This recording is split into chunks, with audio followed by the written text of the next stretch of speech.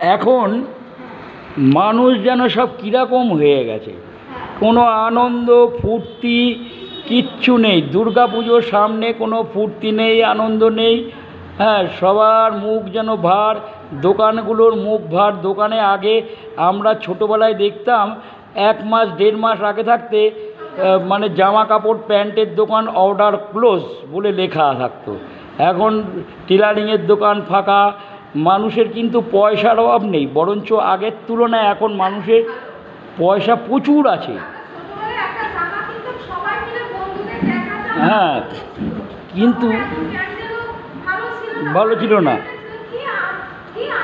আনন্দ ছিল। শুধু তাই নয়, মানে প্রত্যেকটা মানুষের বাড়িতে হই হুল্লা, হাসি ঠাট্টা, আনন্দ, সবাই ফুর্তিতে থাকতো, একত্রিত পরিবার থাকতো।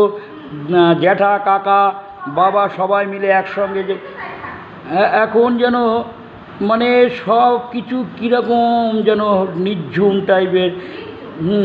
কোনো বাড়িতে দেখবে কোনো আওয়াজ নেই, হাসি নেই, ঠাট্টা নেই। হ্যাঁ, শুধু অশান্তি, ঝগড়াঝাটি। আর সন্ধেবেলা হলে, আগে আমরা দেখতাম সন্ধেবেলা হলে শঙ্খ আর উলুধ্বনি, কিন্তু এখন সন্ধেবেলায় কি, এখন সন্ধেবেলা মানুষের বাড়িতে টিভির আওয়াজ পাই, আর নাহলে মোবাইলের আওয়াজ পাই। এইটা একটা লাইফ না। এর থেকে মনে হয় পৃথিবী যে ধ্বংসের মুখে চলে এসছে, এই হলো একটা মানে পরিবর্তনের আওয়াজগুলো পাওয়া যায়।